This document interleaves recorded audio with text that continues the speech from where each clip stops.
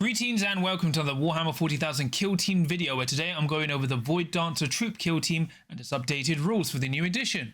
But before we get into things, please remember to like and subscribe as well as comment. Let me know what you thought of today's video. And remember, I've got a Discord you can check out for free in the episode description below, and a Filling Cat Element Games and Crossfire Games, and a Patreon if you want to give me some more support as well. But yeah, I'll be going over the Void-Dancer Troupe, seeing how they've changed in the new edition, covering their new rules from Warhammer community, which you can download for free, as well as for free on the Kill Team app. So let's get on with it. For your roster, you have Infiltration and Recon, so you've lost Seek and Destroy, which is a bit of a shame for this kill team.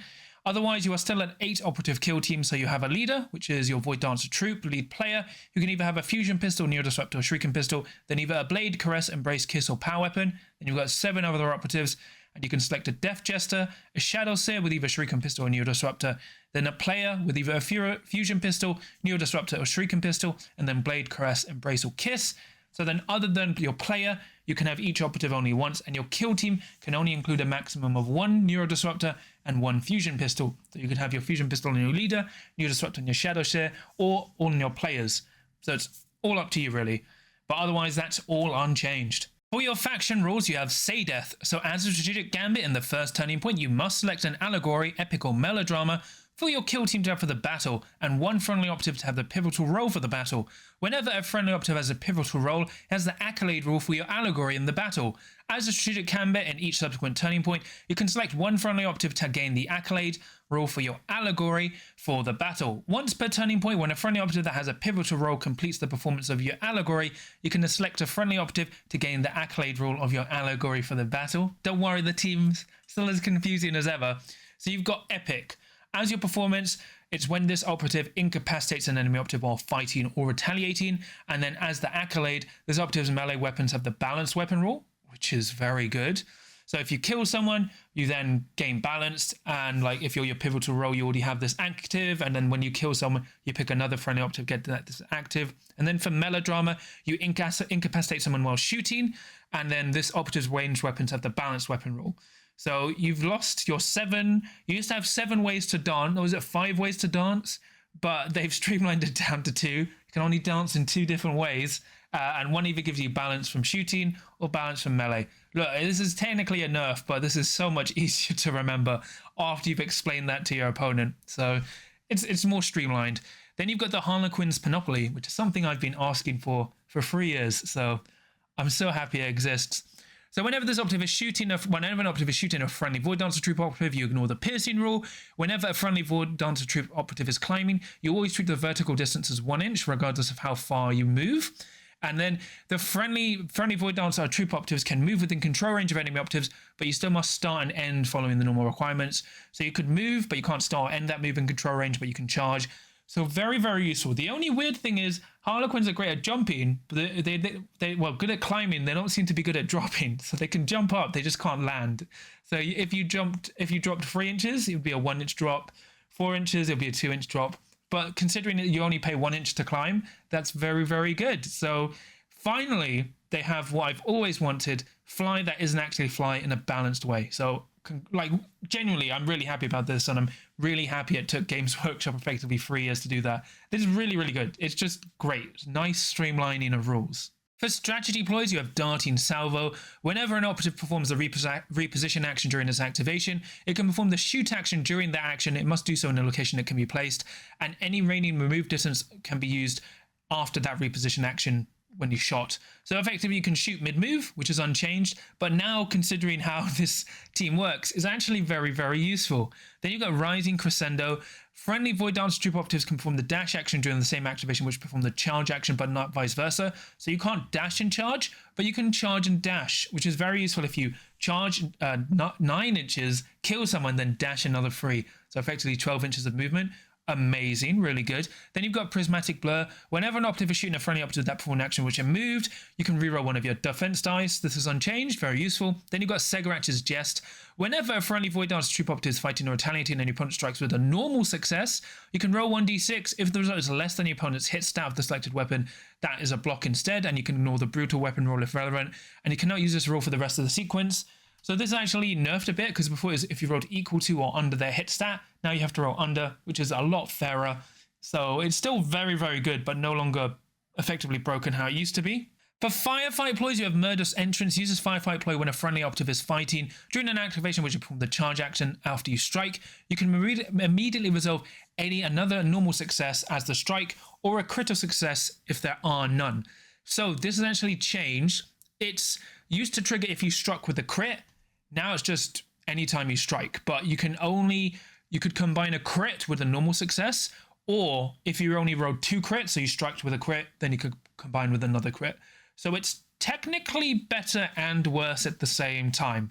But still very good. Then you've got the Curtain Falls. Uses Firefight Ploy when a friendly operative is fighting. After you strike with a critical success, end that sequence. Any remaining dice are discarded, and immediately perform the free dash or fallback action up to 3 inches with the operative. Then the fight action ends. The operative can do so even if it's performed an action that prevents it during the dash or fallback action. So if you already charged, then you can dash out of the way. So very nice. Then you've got Elusive Target. She uses Firefight Ploy during a friendly operative's activation until the start of its next activation. While it has a concealed and is in cover, it cannot be selected as a valid target, taking precedence over all other rules. So this used to be what Domino Field did as a strategy ploy. Now it's just a Firefight Ploy to give someone super conceal, which is more balanced than giving it to the entire team. Then you've got Domino Field. Uses Firefight Ploy when an operative is shooting a friendly operative. During the resolve defense dice step, you can allocate one of your rolled successful dice to block all of your opponent's attack dice with the matching result. If you rolled a 5, you block all of your opponent's dice that rolled a 5. This is really funny and incredibly swingy. It's highly dice dependent, but can be hilarious. Let's say your opponent rolled 4 6s and then you rolled 1 crit save. You can then use your crit save to block all their hits. It's funny. I actually really like it. It's going to be useless most of the time, but when it's great, it's going to be amazing. For your operatives, you have your lead player who has 3 APL, 7-inch move, 4 up save, 9 wounds. This is the standard profile for your lead player, your Death Jester, and your Shadow Seer. Everyone else has 8 wounds. So you've gone up 1 inch of movement. You can have the Fusion Pistol, which is 4 attack, seen on freeze, 5 free, range 3, devastating 3, piercing 2. The Neuro Disruptor, which is 4 attack, seen on freeze, 4, 5, range 8, piercing 1, stun. So that's gone up in range by 2 inches. The Shrieking Pistol, which is 4 attack, seen on freeze, 3, 4, range 8, rending. The Blade, which is 5 attack, seen on freeze, 4, 5, severe. The Caress, which is 5 attack, seen on freeze, 4, 5, rending. The Embrace, which is 5 attack, seen on freeze, 4, 5, brutal. And then the Kiss, which is 5 attack, seen on freeze, 3, 7. And then the Power Weapon, which is 5 attack, seen on freeze, 4, 6. Lethal 5 up. You've got lead performance. Once per battle as a strategic gambit. If this operative is in the kill zone, change the allegory selection for the kill team. Note the accolade rule operative will also change. So if someone already has the accolade, it will change for the allegory you've picked. So it can still swap instead of just changing your pivotal role, which is nice. Generally, before you had, because your leader used to hit on 2s, you would give your leader the Fusion Pistol. But now, personally, I would just give your leader the Shrieking Pistol and Power Weapon. That is the best way and minimizes the risk on your lead player. So technically, your lead player has been slightly buffed overall. Your Death Jester has the Shrieking Cannon Focus, which is 5 attacks in on freeze, 4, 5 rending, heavy reposition, Humbling Cruelty. So Humbling Cruelty is if the target of this weapon isn't incapacitated, but any of your attack dice inflict damage, it gains one of your Humbling Cruelty tokens if it doesn't have one. Whenever an operative has one of your Humbling Cruelty tokens, worsen the hit stat by 1 and subtract 2 from its move stat. This isn't cumulative with being injured, and after the enemy's activation, remove that Cruelty token. So it's better now, it just gives super injury. Then you've got the Sweeping Profile, which is 4 attack, seen on freeze, 4, 5 rending, heavy dash only, Torrent 2, Humbling Cruelty, and the Shrieker Blade, which is 4 attack, seen on freeze, 3, 4 rending. So he's situationally been nerfed. I'll celebrate now. I mean, warn you now, support crypt is gone, but he now can just reposition when he shoots. That's why you're generally using your movement shooting ploy, because then he can climb up onto a vantage point for 2 inches, shoot someone, and then drop back down. So he still has that, but you have to spend a CP to do that now. Your Sweeping Profile is worse because it's now heavy dash only and you've lost an attack dice, but otherwise Humbling Cruelty is better, and he's actually, well, he's unchanged in combat. So he's technically a little bit worse, but you always take him for that range threat. Then you've got your player who can have a Fusion Pistol, Neuro Disruptor, Shuriken Pistol, Blade, Caress, Embrace, and Kiss, and it's got Luck of the Laughing God. Once per turning point, you can use this rule. If you do, you can use a Firefight Ploy for 0 command points if this is the specified operative, including the command reroll for attack or defense dice rolled for this operative. You cannot select the same Firefight Ploy for this rule for more than once per battle.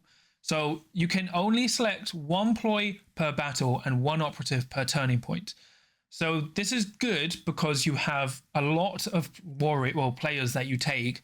So you can have turning point 1, someone move up and have super conceal for free. Then you can have someone charge in using murderous entrance for free. This is actually really, really key to your team. An amazing warrior ability to have. And because your players now, everyone hits on the same, I would always take a fusion pistol warrior and then a neurodisruptor warrior. Blades have been buffed because they have severe now, which is what they used to have balance, but it's tied to your allegory if you take the melee one. But having severe, in my opinion, is better because now you can just unlock balance as an allegory, which is really, really key because there's a lot of times you want to roll crits. Caress is okay with rending, but now I think you never take Caress because of Blade. And then Embrace is still good if you want Brutal. The Kiss is good if you want, if you run into 7 wound teams, but because you lost the ability to ensure crits, I don't really like the Kiss anymore. So you just usually take Blades or Embraces, which is great. Then you've got the Shadow Seer, who has Hallucinogen Grenades, which are 4 taxing on freeze, 1/1, range 6, blast 2, lethal 5 up, seek, silent, stun, which is good because it's now permanent every turning point you can use this. Then you've got the Neurodisruptor, Shuriken Pistol, and Mistave. The Mistave is 4 taxing on freeze, 4/4 shock. Then you've got Fog of Dreams as a psychic action for 1 action point. Select 1 ready enemy operative visible to this operative and roll 1d6. Until the end of the turning point, the enemy operative cannot be activated or perform actions until the last enemy operative or your opponent has activated a number of operatives equal to the d6. So this is unchanged, so very, very good. Then you've got Mirror of Minds as a psychic action. For 1 action point, select an operative that's a valid target for the operative. Both of you rolled 5d6. This used to be 6d6.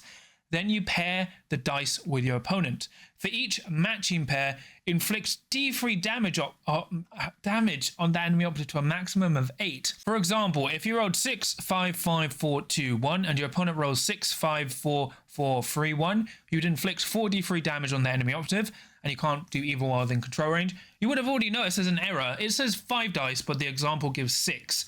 So I think we go with 5. The example is just wrong. They probably were like, oh, we'll tone it down to 5 because it's too powerful, but they forgot to change it, which is a common theme with these rules. But in my opinion, it's better because you would do a maximum of 6. Now you can do a maximum of 8. So you can actually kill someone if they're a valid target, which is way crazy. Like anyone with 8 wounds or less can now die to this potentially. So Mirror of Minds is amazing. So technically your Shadow Seer has been buffed. Then for your faction equipment, you can take the Wraithbone Talisman. So once per turning point, when a friendly operative is shooting, fighting, or retaliating, and you roll 2 or more fails, you can discard 1 to return the other as a normal success. Really good. You've got Shrieker Toxin round. So once per turning point, when a friendly operative performs their shoot action, and you select the Shrieking Pistol or Cannon, which is the focused mode, you can use this rule until the end of the action. That op weapon has the Devastating 1 weapon rule, which is actually pretty good. Then you've got Death Mask. Keep a tragedy tally. Whenever a friendly Void-Dancer Troupe that has an accolade rule is incapacitated, add 1 to your tragedy tally. When your tragedy tally reaches 3, you gain 1 CP and stop that tally. So I kind of like the Death Mask because you will always have at least 1 operative that already has the accolade. And then once, especially if you're running the melee one, so you charge in and lock your accolade, spread it to someone else, that operative dies, and once 3 have died, you get another command point. You're already quite command point efficient, and having guaranteed an extra 1, I think is really useful. Then you've got the Understudy's Mask. Once per battle, when you activate a friendly operative, if the friendly operative that has the pivotal role has been incapacitated, you can use this rule. If you do, that activated operative has the pivotal role for the battle. So effectively, if someone dies, they pick up their mask and become your pivotal role. I'm unsure on this. I think it's fine, because then if you want to bounce around your pivotal role, and you probably take this, but generally I would always take the Wraithbone Talisman. I do like the Death Mask, and probably the Understudy's Mask is quite useful. Then you can flex around between like smoke grenades, stun grenades, that kind of stuff, because the Shrieker Toxin, because you don't really have ways to make it lethal 5 up in general, it's not as reliable, but it can go off any operative, which is useful. You have lost your prismatic grenades and your support grip, but you've generally got a good selection of equipment. For Operative Selection, this is where, once again, it becomes difficult. You can be a 1-box team because you can buy a box of troops, which is 6 models, then the Death Jester and the Void-Dancer Troupe. So that will give you a whole kill team, and generally you can get away with that. So you could build Leader with a Power Weapon and Shuriken Pistol, then you can build the Death Jester, the player, then a Neurodisruption player, Neurodisruptor player with a blade, then you've got a Fusion Pistol with blade, and then Shuriken Pistols and blades. And to be honest, that's all you need. If you wanted to, you could then buy another box to build or magnetize the rest of your players with caresses, because I think you don't really need kisses anymore or embraces that give rending. So you generally will switch between severe and brutal depending on who you're playing against. Like I would generally use brutal into stuff that parries first, so mainly exaction squad. But I really like how these weapons work. Like the blade is just so good, so you kind of don't really need anything else because it has severe, so you're always striking with at least one crit. In my opinion, that's the most useful. And then your leader still has the power weapon to flex into 4/6 damage, because that's what all you really need. So you can actually do this as technically a one-box team with 2 characters, which unfortunately is still quite expensive, but you don't need to do what you did last edition, where I bought 3 boxes of players and then as well as the special characters. Because unfortunately, because you can't upgrade kisses anymore to make them 4/8 damage, and you can't upgrade the caresses or the embraces, they're not as useful. And I think blades in general will carry you more. So if you wanted to get the most out of that team, you could, in my opinion, honestly get away with 1 box and then the Death Jester and Shadowseer giving everyone blades. So for the Void-Dancer Troupe overview, I actually think they're really good. They are still free APL. Everyone has a 4-up invulnerable save. They're now 7-inch movement. They effectively have super mobility again. They have more balanced fly, because the other thing you can do with this kill team is charge 9 inches, and if someone's on a vantage point, that's an 8-inch charge because it's only 1 inch for you to get up, which is actually better than if you had the fly rule. You still have to like obey the laws of physics, so you can't phase around stuff. But the cool thing is you can charge through doors normally. I think Void-Dancer Troupe are in a really good spot. They are more simplified, but to be fair, just unlocking balanced on your melee or shooting is really, really good, and it's quite quick to spread around, giving that to your whole team. You do struggle a bit more into elites, but now that your blades always have severe, you can always have charging with the warrior, and then if you rolled 2 crits, you can immediately do for free Murderous Entrance to do 10 damage to an elite operative, and then strike with another hit if they can't kill you in another hit. So they're actually really good into elites, way better than I thought they were, and I think they're very good in general. They're very, very interesting. Recon is a great archetype for this kill team, because especially into elites, you go confirm kill and you just max. But you can also play around with infiltration. Like you can go stalk target effectively with the Shadowseer, who can just easily move around your opponent's deployment, like your opponent's territory, marking stuff and stunning stuff and doing mirror of minds. So this kill team is still very, very good. You know, you're still fragile with your 8 wounds. You can't be as oppressive anymore, going like my whole team has super conceal. But your kill team is so command point efficient. You can flex into stuff like, probably not frag grenades, but using smokes and stun more to move around freely. You can use like heavy barricades if needed, but you've got barricades as well. You can still spend a CP to shoot mid-move, which is very useful, especially for your Death Jester. And your Death Jester, oddly, is quite hilarious with the portable barricade, because it would technically have a 3-up invulnerable save, and it would be moving 7 inches while it carries this. So you could get around with that. But the team is great. It's more simplified, but still as deadly as ever. And it's still got some of the tricks. So like, especially if you get a bad combat and you only get 1 strike with your Harlequin blade, then you can strike with a crit, spend a CP to immediately dash out of that combat. So you have some ways around it. Your 8 activation, so against most elite teams, you're activating by the 2, and you can play around like their counter actions, although you still have to be wary of elites. Elites that you really have to watch out for are stuff like Legionary and Nemesis Claw, who can play around you a lot more. Warp Coven, you kind of have to watch out for, but I think you actually do really well into Angels of Death. So this is really, really good. And Phobos, you kind of just destroy. So this kill team's really good, way better than I think everyone has expected. And I'm like happy where they are. They're really solid. But that's pretty much it from me today. Please remember to like and subscribe as well as comment. Let me know what you thought of this video. Did you find it useful, and what do you think of the updated the Harlequin Troupe rules? And remember, I've got a Discord you can check out for free in the episode description below, and a affiliate at Emma Games and Crossfire Games, and a Patreon if you want to give me some more support as well. And I'll quickly shout out my patrons. So for my adepts of the creative Zombie Businessman, Tom, Supercow, Stephen, Nick, Mercenary Q, Mr. Meatwad, Lucas, John Thomas, Graham, Fangzu, Draken, Dave Meatswell, Darcy, Dad of Goldens, Chris, and then for my veterans of the creative Samja and Mark. So thank you all so much for your support. It really means a lot to me and helps support the channel. But yeah, that's pretty much it from me. It's the end of Eldari Day. I only have 3 more teams left. But, you know, started quite disappointingly with Blades of Cain, but Void-Dancer Troupe, ending it on a high as a good Eldari player, because I still have my full Harlequin roster, so I might bust out the troupe again. But remember, no matter how hard the Void-Dancer Troupe are styling on you with their Space Clown dance moves, there's always a chance for you to win, as long as you can roll a crit.